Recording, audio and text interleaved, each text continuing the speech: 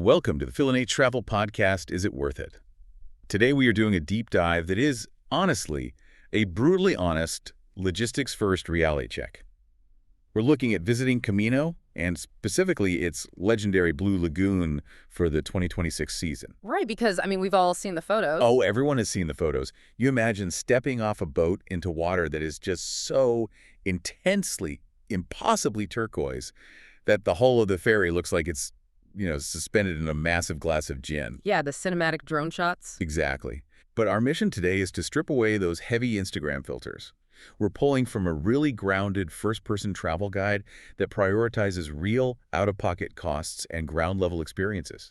Because you have to imagine trying to enjoy that surreal view while sharing a patch of jagged rock roughly the size of a Stanley football pitch with up to 10,000 screaming strangers. It's a completely necessary perspective to take, especially for a destination that operates on this level of global hype, right? Because when you strip away the fantasy, what you're actually looking at is this fascinating and honestly sometimes terrifying collision of architectural limits, monopoly economics, and human psychology. A terrifying collision. I love that description. Because, okay, we all know the basic geography.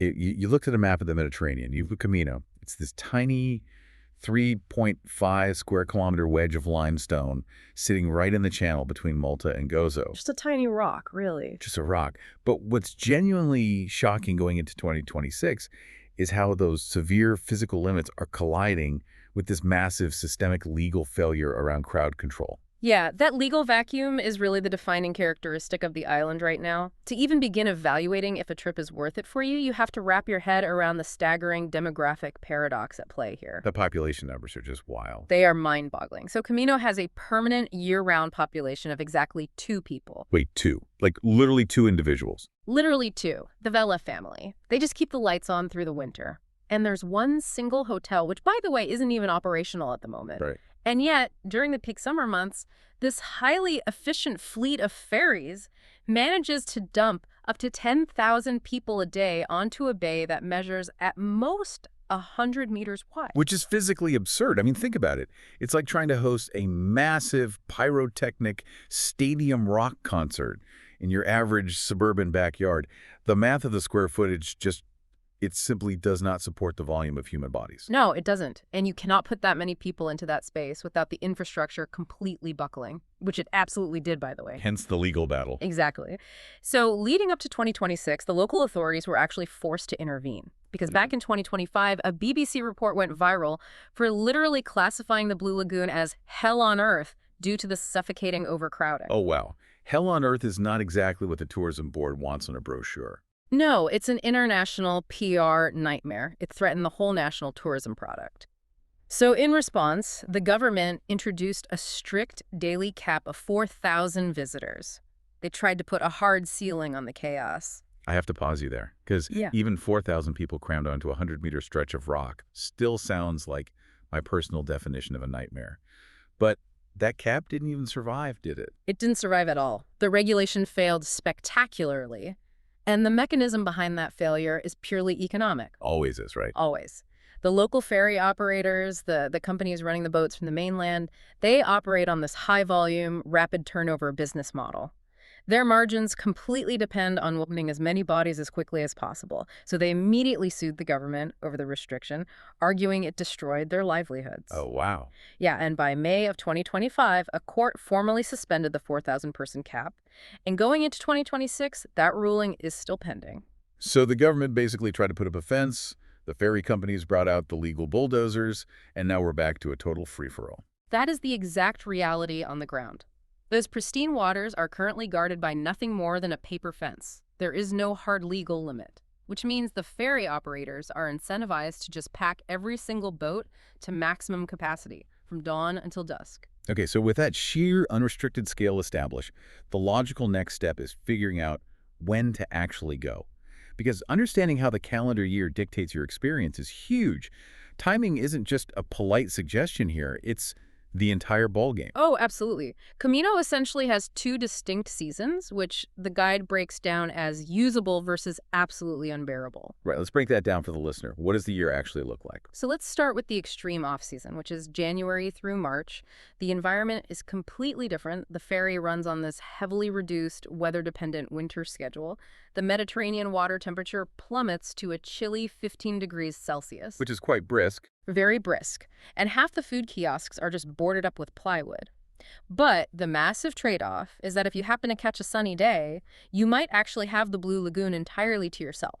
Which sounds incredibly peaceful. I mean, assuming you own a very high-quality 5mm wetsuit and you don't mind shivering a bit. Exactly. Then we transition into the spring awakening, right, April and May.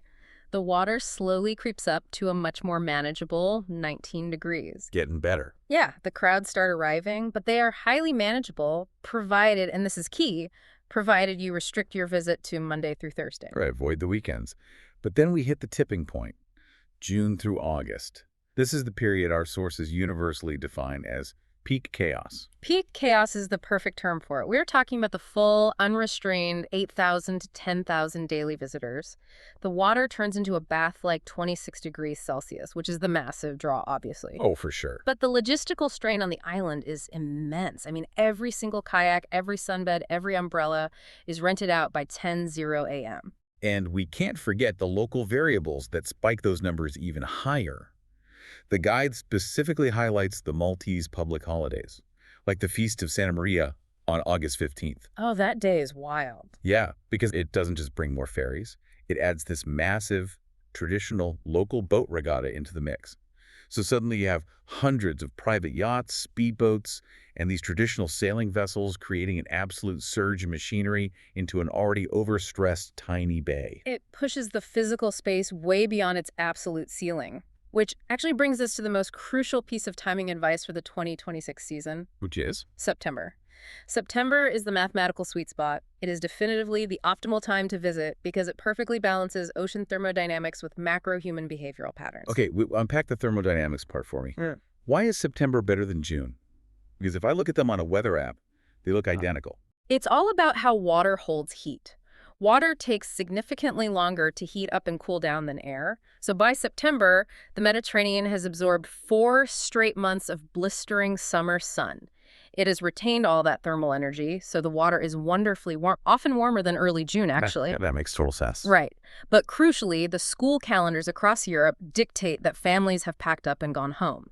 So the sheer volume of human traffic drops by a staggering 40% almost overnight, while the water remains absolutely perfect. And then October to December is the shoulder season winding down, and you slowly return to that winter isolation. But let me play devil's advocate here for a second. Go for it.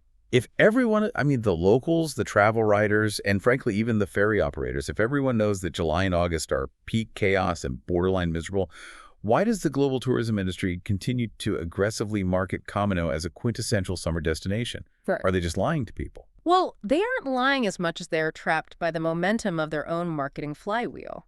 Think about it. Those iconic aerial images of an empty blue lagoon are deeply embedded in European summer marketing campaigns. Those images sell flights. Right. You see the photo, you book the ticket. Exactly. And the industry knows that the vast majority of families only have that specific 6-week July and August window to travel because of school holidays.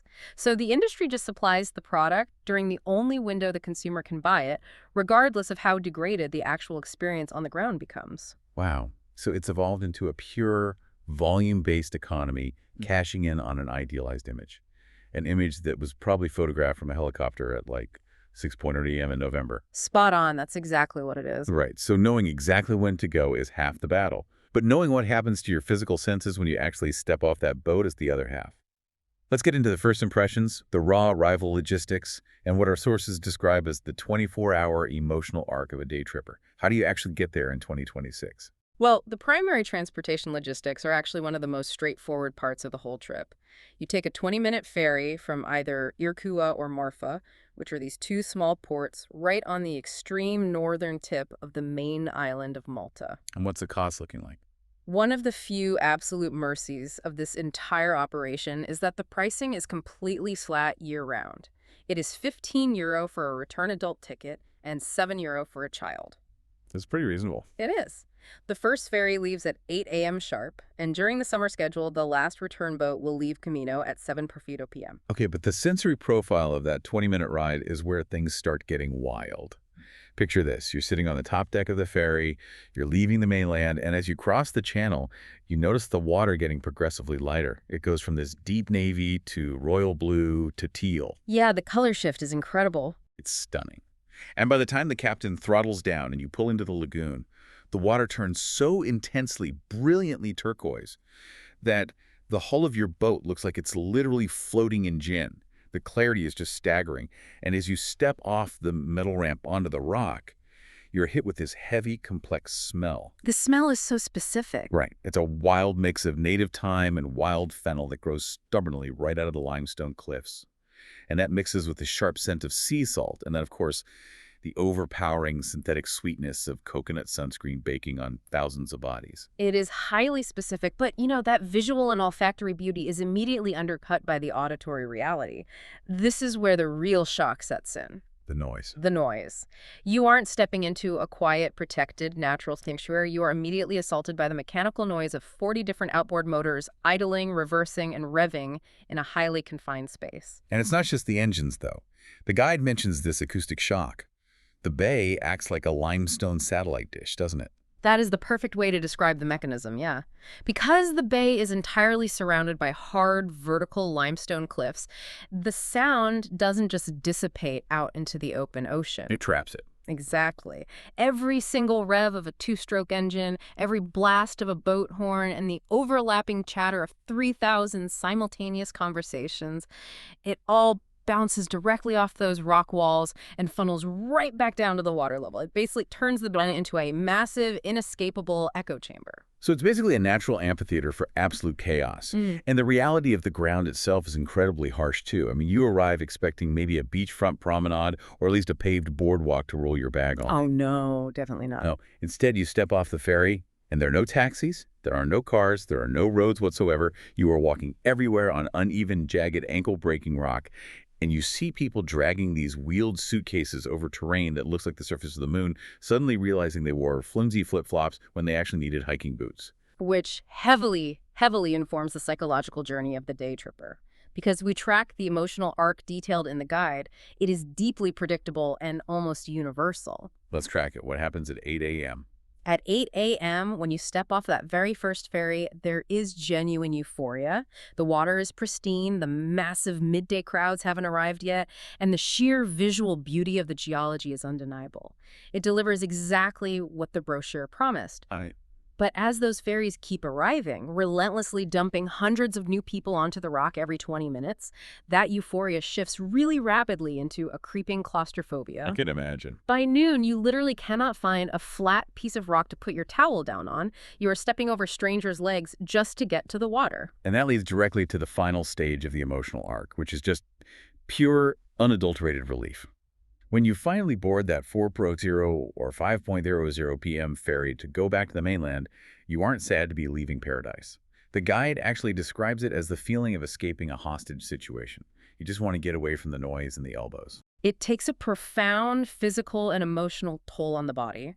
The constant, unprotected sun exposure, the relentless noise, the physical strain of navigating crowds while balancing on sharp rocks, it severely drains your cognitive and physical energy. It sounds exhausting. It is, which is exactly why, once you escape the island, your choice of mainland base camp is crucial. You need a highly functional place to actually sleep and recover. Right, because when you reach that breaking point, the only thing you care about is collapsing in a quiet bed. But we have to reiterate a massive logistical fact for the 2026 season. You cannot practically sleep on Comino right now. No, you can't. The singular Comino Hotel, which used to be the only refuge on the island, is currently locked in an agonizingly extended refurbishment. The reopening dates have slipped repeatedly. Right now, it is essentially a closed construction site. So your survival completely depends on where you set up your base camp on either Malta or Gozo. And strategically, the absolute best bases to launch this specific day trip from are Mellieħa on the main island of Malta or Marsalforn on the island of Gozo. Why those two specifically? The reason is pure logistics. They offer the most direct, frictionless access to the ferry terminals. Every minute you spend in transit before you even get on the boat just compounds your exhaustion. But the guide breaks down the accommodation landscape into 4 very distinct tiers based on early 2026 pricing, which gives us a clear view of how different budgets tackle this logistical puzzle. Oh, let's run through those 4 tiers because the disparity is wild. First, you have the backpacker tier. If you are traveling young and lean, you're looking at places like the Inhawi hostel down in the bustling hub of St. Julian's. That will run you about 25 euros a night for a bed and a shared dorm. Yeah, very affordable. But then you step up to the Midrange Couple tier. The guide uses the George Urban Boutique, also in St. Julian's, as the benchmark. That will cost you about 140 euros a night. But there's a catch there, right? Staying in St. Julian's means you have to factor in a sweaty 40-minute public bus ride all the way up the coast to the Ċirkewwa ferry terminal before your trip even begins. Exactly, that transit time is a killer, which is why for the family tier, the dynamics of base camping have to change completely. Space and proximity become essential to prevent total meltdowns. Nobody wants a toddler meltdown on a bus. Nobody. So the guide's strong recommendation is to secure a self-catering apartment in Mellieħa. For roughly $110 a night, you get a 2-bedroom setup that allows you to cook your own breakfasts. And crucially, it puts you within walking distance or a very short local bus ride to the ferry. It eliminates a massive layer of transit stress for parents. That makes total sense. And what about the luxury end? Finally, we look at the luxury tier. This is places like the Phoenicia Malta down in the historic capital of Valletta, starting from 320 euros a night. Or, if you prefer a more rustic luxury on Gozo, the Kempinski San Lawrence from 290 euros a night, which requires about a 25-minute drive to the Gozo ferry terminal. You know, the irony of this tier system is just incredible to me. I mean, think about it. You have a luxury traveler who just woke up in a 320-night air-conditioned suite at the Phoenicia. They probably had a beautifully curated, quiet breakfast brought to their room. Probably. But by 11 a.m., they've traveled to Comino, and they are standing on the exact same sharp patch of limestone, elbow to elbow, sharing the exact same crowded water as the backpacker who just rolled out of a 25-bunk bed. The money completely stops protecting you the second you step off the boat. That is a brilliant observation. Comino acts as the ultimate socioeconomic equalizer in Mediterranean travel. Because it is a protected nature reserve, there are no VIP beach clubs. You can't just buy a cabana? No. There are no private, cordoned-off luxury zones with plush sunbeds that you can pay €500 to access. Everyone from the billionaire on a yacht to the student on a budget is subjected to the exact same chaotic baseline reality of the lagoon. Well, once you actually have that bed secured back on the mainland, you still have to figure out how to feed yourself while you're standing on a barren rock where the prices are fundamentally engineered against you. So let's dive into the economics of the island, or what I like to call the €6 beer versus the 45-cent water. Yes, the economics. The food infrastructure on Comino is, as the source bluntly puts it, a rip-off by design. Rip-off by design. Completely. It operates on pure monopoly mechanics. The kiosk owners know they have a totally captive audience on an island with 0 alternative options. You can't just walk a block away to find a cheaper cafe. Right, there's nowhere else to go. So the food kiosks lining the dirt paths above the Blue Lagoon operate on these massive, almost punitive markups. A standard can of the local Sisk is €6. A basic footer sandwich, which is a traditional rustic Maltese bread, usually filled with cheap ingredients like tuna, capers, and olives that will cost you €8. Even a simple sugary ice slush in a plastic cup is €5. I mean, €6 for a can of local beer. Isn't that crazy if you're sitting at a luxury resort in Monaco? But this isn't a resort. It's literally a wooden shack on a rock with no running water. Exactly. You aren't paying for ambiance or service. You're paying a massive premium for the sheer logistical difficulty of getting that keg of beer over on a small boat every morning, combined with the fact that you are just too thirsty to say no. Which is exactly why the survival strategy outlined in the guide is absolutely paramount. You cannot show up to this island empty-handed and expect to have a good time. You have to provision on the mainland, Malta, or Gozo before you get anywhere near the ferry terminal. It's essential.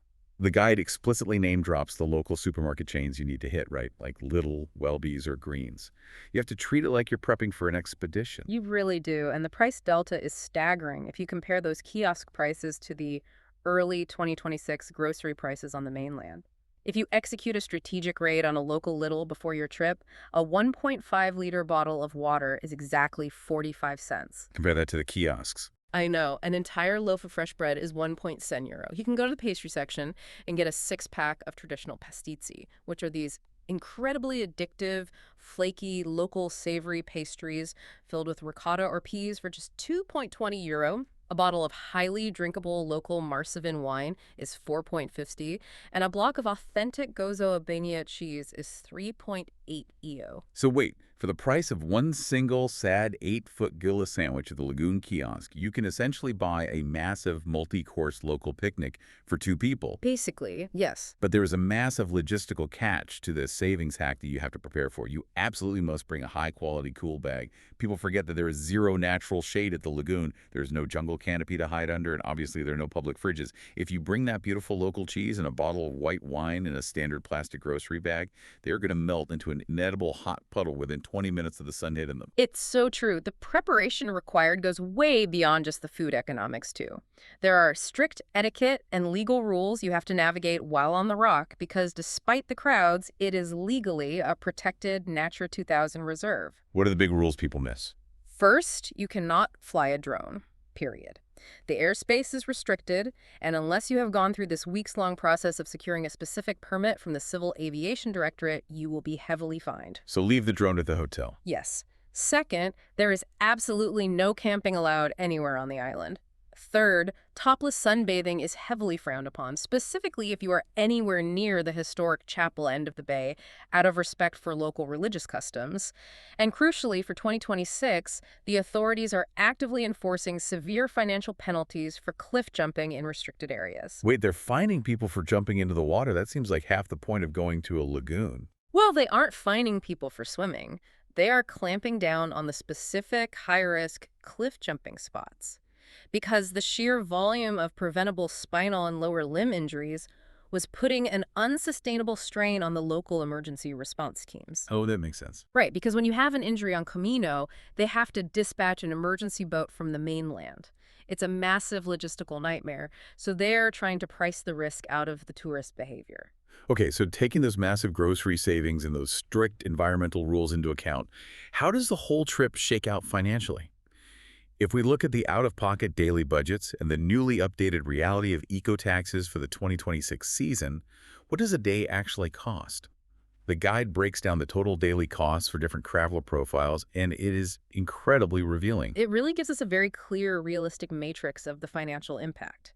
Let's start with the low-budget or backpacker profile. If you are staying in that St. Julian's dorm we mentioned earlier and day tripping up to the island, your total daily cost is hovering around €60. €60 a day is great. How does that break down? Let's look at how that actually plays out on the ground. €25 goes to the dorm bed, €8 covers your strategic provisions at Lidl, you spend €2 for a daily bus pass to get to the terminal, €15 goes to the official return ferry, you budget €6 to treat yourself to exactly one cold kiosk beer at the end of the day, and you keep €4 in your pocket for miscellaneous costs. It's a remarkably efficient way to see a world-class natural wonder. Yeah, it's incredibly dialed in. Then you step up to the Midrange Couple. You're looking at roughly €125 per person per day. That assumes you are splitting a 110 Mellieħa apartment, so €55 a head. Yeah. You spend €28 for upgraded groceries and maybe a nice sit-down taverna dinner back on the mainland after you escape the island. Right. €4 goes to the bus, €15 for the ferry. Then you allocate €15 to rent a kayak early in the morning before they inevitably sell out at 10 a.m., and €8 for a decent coffee and some gelato back in town. Honestly, for European beach holiday in 2026, €125 a day is still very reasonable. It is. But then look at the luxury profile. The daily out-of-pocket jumps significantly to about €360 per person. That's 160 share of a high-end hotel room like the Phoenicia. They bypass the crowded Publius ferry and pay €90 for a share of a private boat charter over to Comino. Afterward, they skip the mainland taverna and spend €55 for a high-end lunch at a fine dining spot like Taverna over on Gozo. They spend €25 on private taxis to avoid the bus system and allocate €30 for premium drinks. And then there's the digital nomad profile, which I find fascinating because it changes the whole scale of the trip. The monthly breakdown is really interesting. Yeah, the guide budgets this at roughly €1,900 a month for someone living in Malta and taking weekend trips. That breaks down into a one-bedroom apartment in Slima for €1,100 a month. A dedicated desk at a co-working space, like the Works, costs €180. They budget €550 for groceries and eating out, and €40 for local public transport. That's quite detailed. I have to say, €1,900 a month is surprisingly feasible for a Mediterranean base. Mhm. If you can work remotely, having access to this kind of natural beauty on your days off is a massive perk, provided you don't fall into the tourist traps. However, regardless of which of those budget profiles you fit into, every single visitor staying in Malta in 2026 has to factor in the updated reality of the national eco-tax. Right, the new tax rules. Up until June 30th, the tax is a modest 50 cents per person per night added to your accommodation bill. But starting on July 1st, right as the peak chaos begins, that tax jumps significantly by 300% to 1.50 per person per night. A 300% jump. That feels like a direct penalty for traveling in the summer. But there is a cap, right? Yes, the small relief is that it is legally capped at 10 nights per continuous stay. So long-term tourists or those digital nomads budgeting $1,900 a month aren't infinitely penalized for staying on the islands. The government is basically trying to extract revenue from the short-term, high-impact summer crowds without punishing the long-term visitors who contribute more deeply to the local economy. Okay, speaking of being penalized and having revenue extracted from you, let's transition into the stuff that will actively, maliciously ruin your budget. There's a whole shadow microeconomy designed specifically to separate you from your travel budget before your foot even touches the water. The traps. The traps. Our guide outlines 3 named logistics traps that you absolutely have to avoid. I want to walk through these because they are brilliant examples of predatory tourism. They really are. So trap number 1 is what the guide calls the ferry touts. The mechanism here relies entirely on intercepting you at your absolute weakest moment. When you step off the bus. Exactly. As you step off the incredibly long, hot X1 bus ride from the airport or Valletta, or as you disembark the large car ferry arriving from Gozo, you are immediately intercepted by groups of men wearing very official-looking branded polo shirts. They look legitimate. They do. They carry clipboards, they look like they work for the Port Authority, and they actively funnel confused tourists away from the main terminal building and toward their own fast boats. And they will aggressively charge you €25 for a return ticket.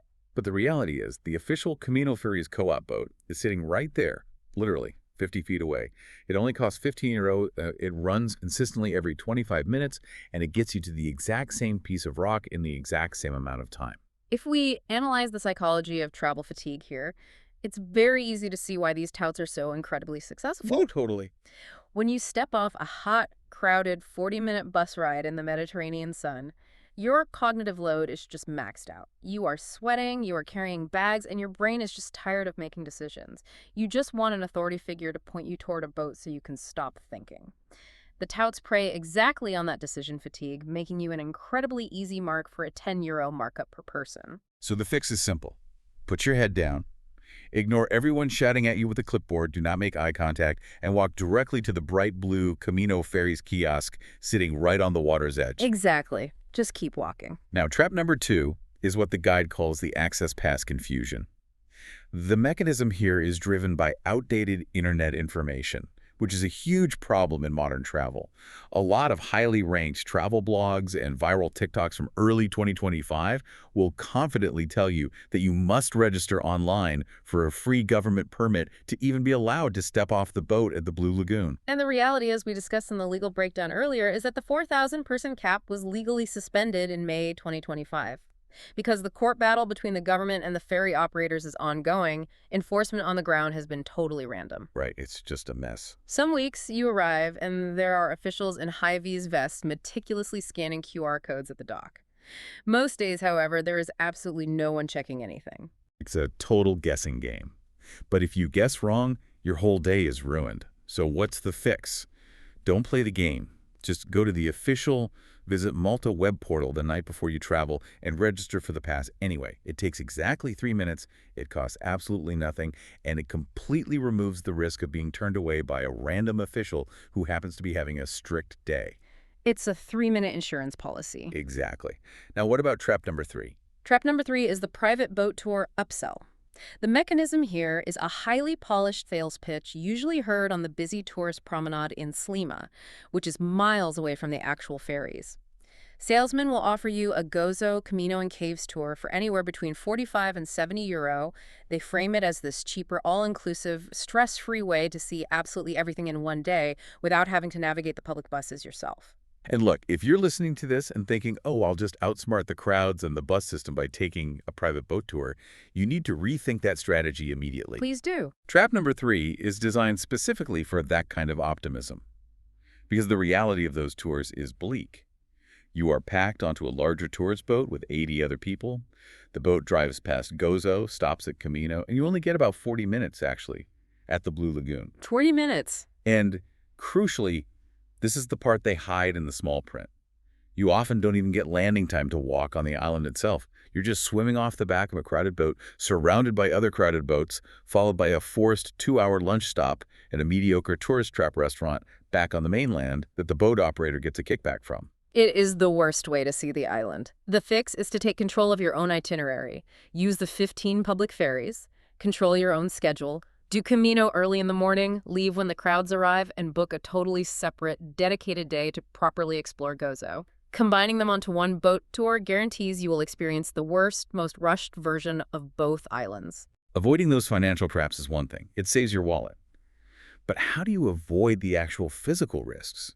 Because at the end of the day, you are navigating a jagged, exposed rock in the blazing Mediterranean sun. We really need to look closely at safety, scams on the beach, and what the guide calls demographic comfort. First off, just to set the macro context, Malta as a whole is an incredibly safe country. And Comino is even safer from a traditional violent crime perspective because, frankly, there is nowhere for criminals to hide and there are no getaway cars. Right, you can't exactly run away. No, you can't exactly rob someone and blend into the crowd when you have to wait in line for a ferry to escape. But the real risk hierarchy is environmental, and tourists wildly underestimate it. So what are the actual threats? What is putting people in the hospital? The guide ranks the real risks very clearly based on medical incidents. Number 1, by a massive margin, is sunstroke. The lack of shade is absolute. Yeah. You are standing on white reflective rock under a UV index that regularly hits extreme levels. Number 2 is severe dehydration, which hits fast if you refuse to pay the 5 kiosk prices for water and didn't bring enough of your own.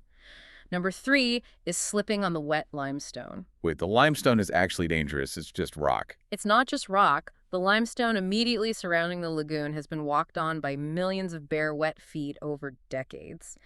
The friction has polished the rock until it is incredibly smooth. When that polished rock gets splashed with seawater, it essentially turns to ice. People in flip-flops go down hard, resulting in broken wrists and severe lacerations. That sounds awful. It is. Number 4 on the risk list is jellyfish stings in the bay during certain tide conditions. And a distant number 5 is petty theft. You know, someone swiping your phone from your towel while you swim, or organized pickpockets operating on the crowded, chaotic ferry ramps. And then there's a safety-adjacent scam right on the beach that you need to watch out for. The official lifeguard scam. You'll see aggressive guys renting out plastic sunbeds for a massive premium, sometimes asking 25 euros for a single chair. And they will claim to be official lifeguards managing the beach on behalf of the government. Total scam. They will tell you that you cannot sit on certain rocks without paying them.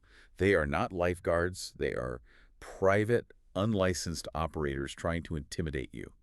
The guide says you have to push back, tell them you know they aren't officials, negotiate the chair down to 15 if you really want it, or better yet, just stubbornly find a flat piece of rock, lay down your towel, and ignore them. Absolutely ignore them. We also have to break down demographic comfort because this island treats different types of travelers very differently.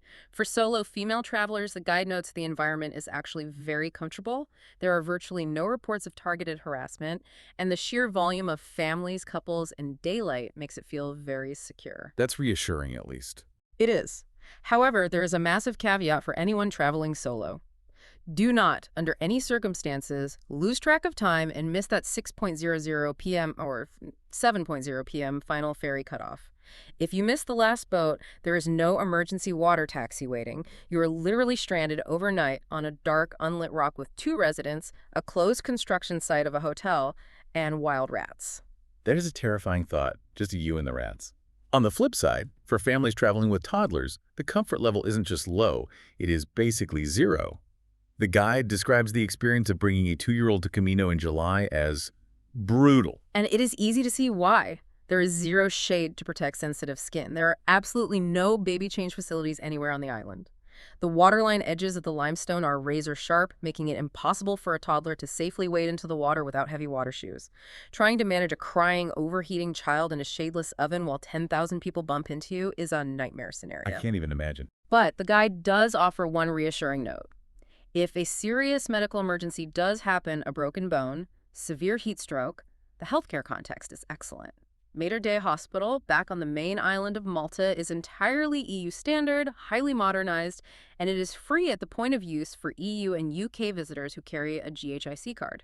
Okay, so if you've managed to navigate the crushing crowds, the inflated kiosk prices, the ferry touts trying to rob you, and the jagged, slippery rocks that act like ice, what makes all this effort actually worth it? And conversely, what will leave you deeply, undeniably disappointed? We have to look at the unvarnished highlights and lowlights. Let's start with the best moments, because they absolutely do exist, provided you follow the logistics. First, those opening 20 minutes if you catch the 8:00 a.m. ferry. That brief, fleeting window before the masses arrive is when the island actually looks like the postcards. The water is still, the light is perfect, and you can actually hear the wind instead of engines. That sounds beautiful. It is. Then there's snorkeling in the Crystal Lagoon on the south side of the island. Now, why does the Crystal Lagoon work when the Blue Lagoon fails? Because of human laziness. Really, everyone rushes the Blue Lagoon because it is right next to the ferry drop-off. The Crystal Lagoon requires a 10-minute hike over uneven rock. That tiny barrier to entry filters out 90% of the crowds. It is much quieter, surrounded by steeper cliffs, and has incredible underwater visibility for snorkeling. That's a great tip. Another major highlight is stepping away from the water entirely. The hike up to the Santa Maria Watchtower is highly recommended. It's a massive, imposing limestone fortification built by the Knights of St. John in 1618. Movie buffs will instantly recognize it because it was famously used as the Chateau d'If in the film The Count of Monte Cristo. Oh, that's cool. Yeah, standing on the roof of that tower looking out over the Mediterranean is spectacular. And finally, one of the best moments doesn't even happen on Comino.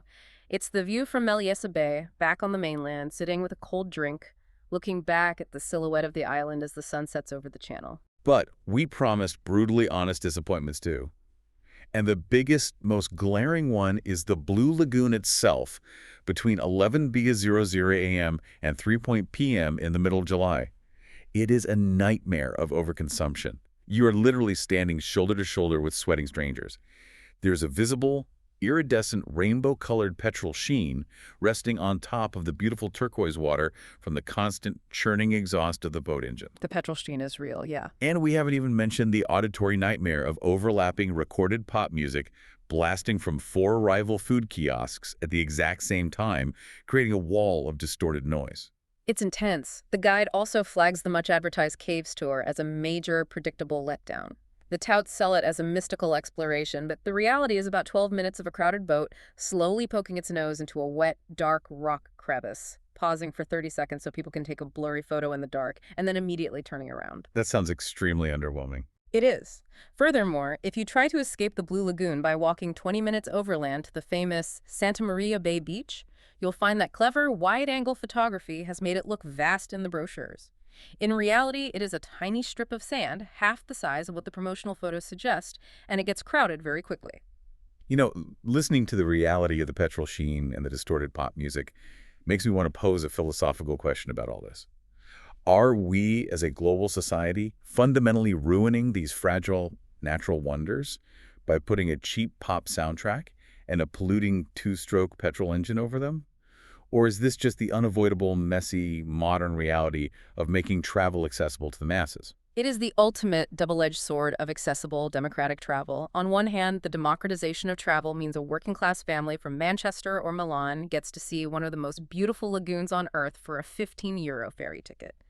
That is a beautiful thing. It is. But the sheer, unrestricted volume of humans required to keep those ferry tickets at €15 completely destroys the serene nature of the lagoon itself. You cannot have mass affordability, limitless accessibility, and pristine, quiet isolation simultaneously. The math just doesn't work. So if that petrol sheen, the blasting music, and the deafening crowd sound like an absolute deal breaker to you, the guide doesn't just leave you hanging. It offers 2 distinct, fully realized alternatives. Let's look at the escape hatches. Gozo versus Formentera. Right. Let's look at alternative 1, Gozo. It is only 25 minutes by ferry from the main island of Malta, but psychologically it feels like a completely different world. The pace drops dramatically, it is much quieter, it has proper breathing, historical villages, and incredible natural features like the deep red sands of Ramla Ayamra Beach. And the diving. Yes. You have world-class scuba diving at the site of the collapsed Azure window. From a purely economic perspective, a day on Gozo costs roughly the same out of pocket as a chaotic Comino trip, but it delivers a full week's worth of deep cultural and geographical exploration, whereas Comino is completely exhausted in a stressful half-day. Wait, hold on. If the entire goal of this trip is to see the iconic, blindingly clear turquoise water of a Mediterranean lagoon, isn't telling the listener to fly to Spain instead a bit of a cop-out? Are we saying Comino is so broken that you're better off abandoning the country entirely? Let's talk about alternative two. It's not a cop-out. It is a realistic reallocation of resources based on what you actually value. Alternative 2 takes you out of Malta entirely to Formentera in the Balearic Islands of Spain. Geographically, it has a very similar vibe to Comino's shallow, sandy bays, stunningly clear turquoise water, but with vastly superior high-end infrastructure, and absolutely none of the chaotic over-tourism cap drama we see in Malta. But there's a catch. Always a catch. It hits the wallet incredibly hard. Flights to Ibiza and the subsequent ferry to Formentera are generally 80 to 150 euro more expensive from major hubs like London or Berlin, and the baseline accommodation on Formentera is roughly 40% higher than Malta. So it's a trade-off. Exactly. The guide frames this brilliantly as a choice of core values. You choose Gozo if you want genuine cultural depth, better food, space to breathe, and you value the entire travel experience over capturing a single famous Instagram photo. You choose Formentera if your budget is secondary, you have cash to burn, and your primary goal is to get that pristine, luxurious lagoon feeling without having to fight 1,000 people for an inch of ferry space. Okay, bringing all of this hard data, the sensory details of the time and the outboard motors and the brutal logistics together. It is time for the final definitive verdicts. We are running the Is It Worth It matrix based on your specific travel profile. Let's run the verdicts. First, the backpacker profile. The verdict is a definitive yes.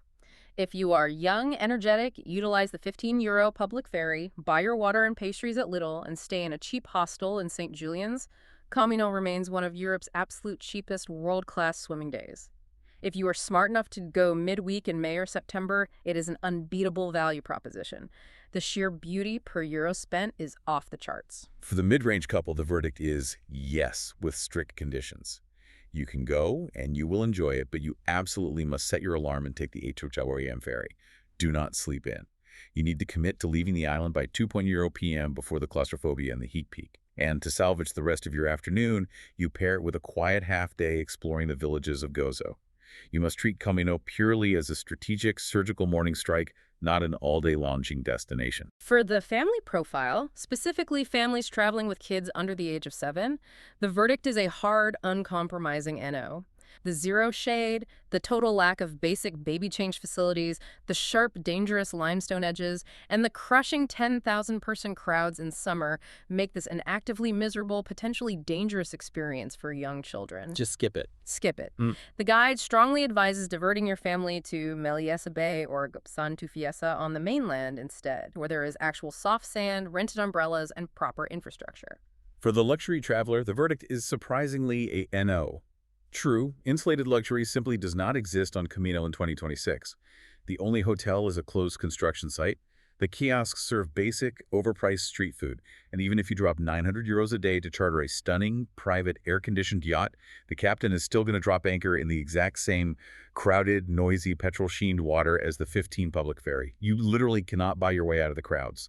The money fails you. Finally, for the digital nomad or solo traveler on a long-term stay, the verdict is yes, with conditions. Base yourself in Slima for reliable co-working spaces and fast internet. Execute a day trip to Comino exactly once, strictly during the September or October shoulder season when the crowds drop. And economically, you leverage the fact that the Malta eco-tax is capped at 10 nights, which keeps your long-term monthly costs flat and predictable. So to summarize the entire matrix, the island violently, financially, and psychologically punishes anyone who treats it casually as a full-day lounge-around destination. But it richly rewards those who treat it as a strategic surgical strike early in the morning with a backpack full of little sandwiches. Perfect summary. And if we pull back to look at the larger implications of everything we've discussed today, I want to leave you with a broader concept to ponder. Let's hear it. The story of Comino in 2026 isn't just about a crowded beach in Malta. It is actually the story of modern travel itself.